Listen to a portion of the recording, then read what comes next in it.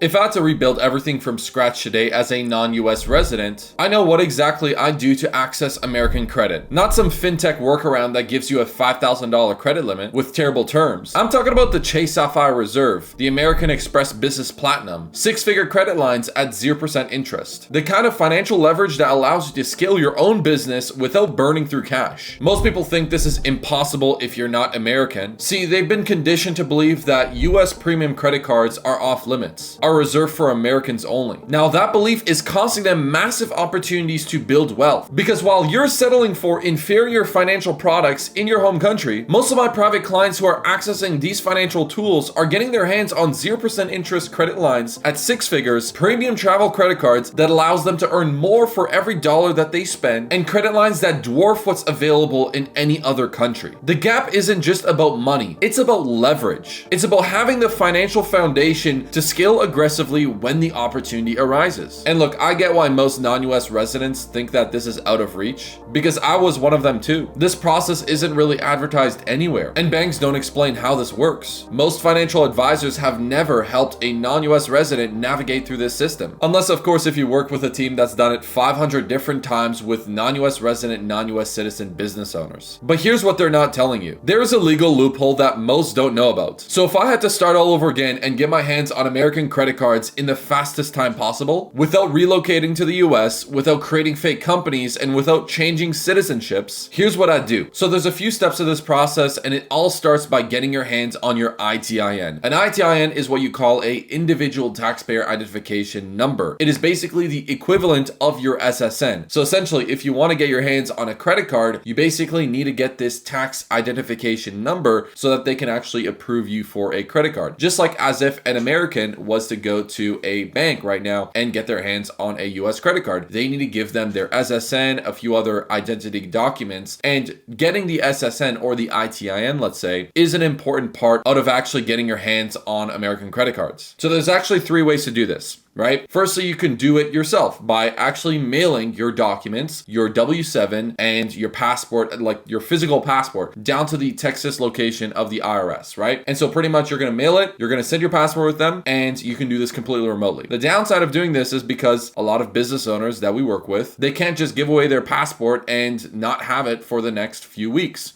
Right? And so essentially that's quite a downside. And I would not personally recommend you doing that way. Because again, if you have any issues with your W-7, if you fill it out the wrong way, they'll send back your documents and you're going to actually have a declined application. And that's the last thing that you want to have. The second way to do this is actually going to the USA and going to the IRS locations that file ITINs. And you can do this within a few days. And basically what you're doing is you're giving those documents at that location and they'll go and process your ITIN. And personally, I don't recommend it because again, you have to have all your documents set up all together when you go to this appointment because the IRS has no patience, inaccurate applications and whatnot. They're just going to decline you. The last way to do this is actually working with a certified acceptance agent. Basically, they have the ability to notarize your documents and they will actually take care of a majority of the process. So we actually have CAAs on our team and basically they are accepted by the IRS to notarize your documents, send them over their way, and then have your ITIN accepted. And there's a lot of different services online that you can find regarding ITINs. We personally have our own CAAs. We've got contacts within the IRS. So that's an option that you can leverage over there. After you've gotten your ITIN, what is the next step? Once you get your ITIN, if I was to start all over again, I would then take the next step and get my hands on a corporate structure, right? And so some people might be like, well, I already have a company in the UK. I already have a company in Canada. I have a company in Dubai. Well, what's interesting about the US system is that when you're creating a company, you can set up what you call a LLC. And that LLC could be a pass-through entity, right? And so not to get too technical with corporate structures and whatnot, but most likely a lot of non-US residents, non-US citizens, they go with this direction. They go in this route where they essentially open up an LLC and they have their parent company in whichever place that they live in. So a good setup is if you have an LLC in the USA as well as an LLC in Dubai and you're receiving payments with your US LLC, which allows you to get payments with the best payment processor from the USA, of course, as well well as access to all of the best financial products in the world, which is the American financial products, American banking, American credit, and whatnot, right? Of course, you want to send the money to your original company, which is in Dubai, or you're in the UK or Canada or whatnot, right? And basically that's a pass-through entity corporation, that US LLC. You'll be able to then pay all that money that you've made in that pass-through entity down to your Dubai-based location. And that's just, of course, a recommendation. This is not financial recommendations, of course. Always, of course, speak with your tax advisors and whatnot on your personal recommendations on what you've got to do. But what I would do is I would set up a corporate structure. Set up a corporate structure. You don't have to pay any tax as long as you comply by the non-US citizen tax statutes. And that's essentially how I would go about this whole process, because when you're waiting for your ITIN, there's a lot of few things that you can do. And one that includes setting up your corporate structure. And a lot of people like to ask a few questions like, wait, okay, cool. You're telling me to set up a corporate structure. How do I get a business address? How do I set up the right NAICS codes? What are the different things that I should keep in mind when I'm setting up this corporate structure? Like, what state should I preferably go and incorporate in? Well, I've got tons of videos on this YouTube channel. You can check them out on my channel. But just as a side note, a lot of people like to ask that question about where should I incorporate which state. We personally recommend either Wyoming,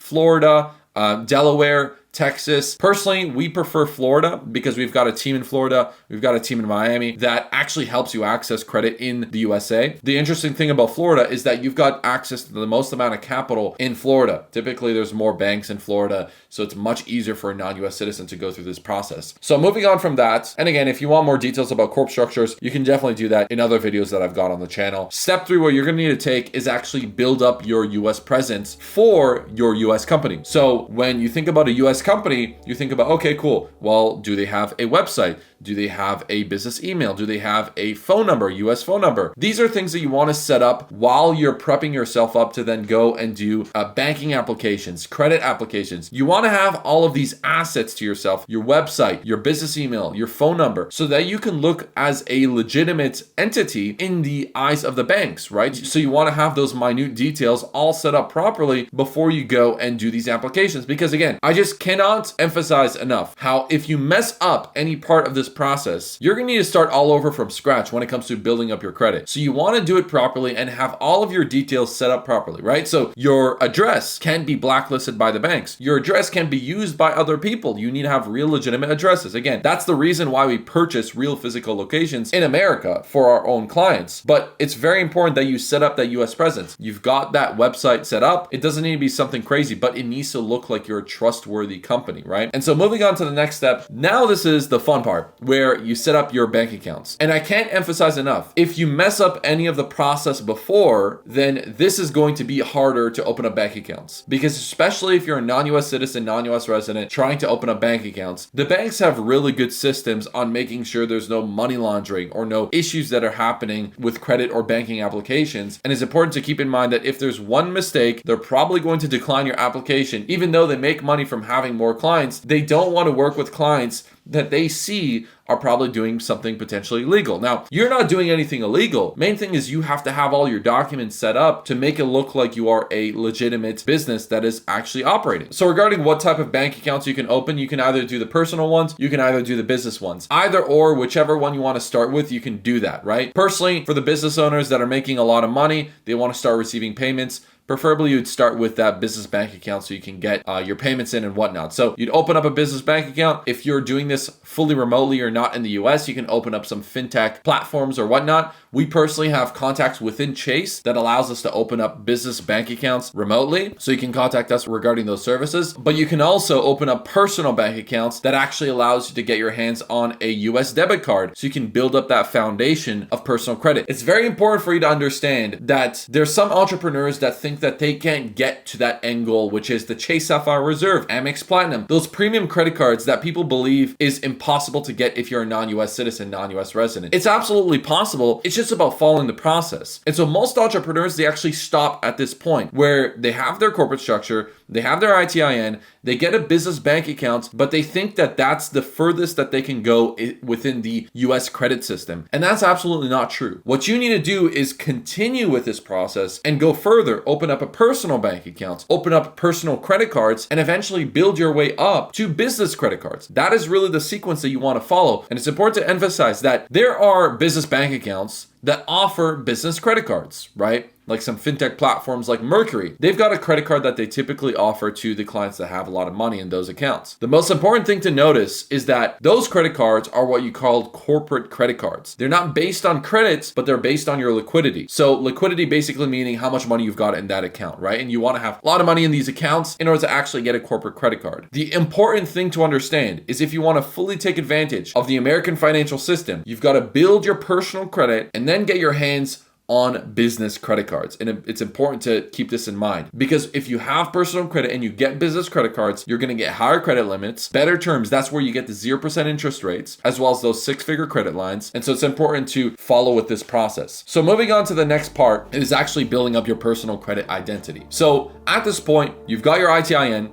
you've got your business structure set up, you've got your different documents like your website, your email, your phone number and whatnot, and you opened up a few bank accounts. Now at this point, you want to actually start taking credit seriously. So building up your personal profile. So how would you go about this? It is recommended, if you want to speed up this process, to go to the US in one shot, open up a few personal credit cards, get your hands on the Chase cards, get your hands on Capital One cards and whatnot, so that you can build up that profile. And so what we recommend is that when you go to the US, you'll open up about 4 personal credit cards and then scale up from there. It's important to keep in mind that as you build your personal credit, you don't want to be applying to too many credit cards, but you don't want to be applying to too little credit cards, because based on how you apply to these cards and what inquiries you have on your accounts and whatnot, what kind of contacts you have within the banks, that's actually going to determine your timeline on how quickly you can access business credit cards. And so after working with 500 different business owners on helping them access American credit, our average in terms of our approvals relies around 100K in unsecured credit, in business credit, within the first 6 months if they're starting from scratch. So that's just one thing to keep in mind.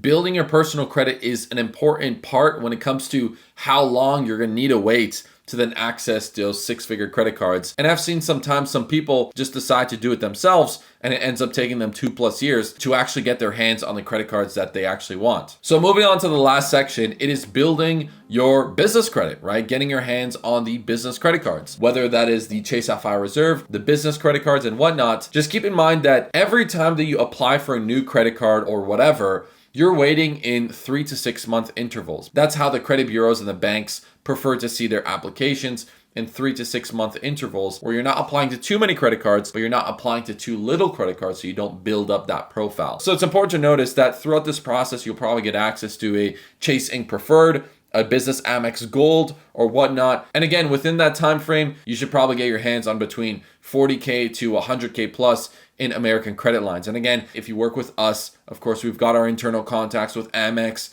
We've got a few other details that allows you to get better terms and whatnot and introductions within the banks. So it's much easier if you're a business owner again. So if you want to learn about our services, you can apply down below. Now that's pretty much how the process looks like. And compare this to what most non-US residents settle for. Fintech cards like Brex or Slash that give you mediocre credit lines and mediocre rewards. Bank accounts that treat you like a compliance burden instead of a valued client. See, when you're scaling your advertising campaigns, accessing 0% financing can mean the difference between profitable growths and cash flow constraints. When you're investing into inventory or operations, premium credit cards turn necessary expenses into profit centers. See, most people think that this process will take a few years. And I'm telling you, after getting my hands on multiple US credit cards like the Chase Sapphire Reserve, Amex Gold, Amex Platinum, as a non-US citizen, non-US resident, personally I'm even living in Toronto right now, if you execute systematically, you can have meaningful access within 6 to 12 months. In fact, our private clients who decide to work with us are able to access 6-figure credit lines when working with us. And I'm talking about premium credit cards within 8 months and 6 figures plus in 0% interest within the first 6 months. Now, the key is treating this like a system rather than hoping individual applications work out. Each step builds credibility for the next step. Each product that gets unlocked helps you access better and better products. And if you mess up any part of the application process along the way, you'll have to start all over again. Imagine going through 4 months of hard work to establish your credit and then making a simple mistake like submitting your documents incorrectly or realizing that your address is actually blacklisted by the banks or not being able to fly to the US. That can not only reset the entire process, but could cost you thousands of dollars. And it's not very cost efficient if you ask me. Look, here's the truth. If I was to start from zero today, this is exactly the path that I'd take. Not because it's the only way, but because it's the most reliable way to build a a financial advantage as a non-US citizen. Now, unfortunately, most people will watch this video and do nothing about it. They'll find reasons why this won't work out for them specifically. They'll wait for the perfect moment that will never come. Keep in mind, your competitors who execute this method correctly today will have higher credit limits to not only scale their own business, but also have a better lifestyle and the financial tools to hire better staff to scale their business internationally. This system exists.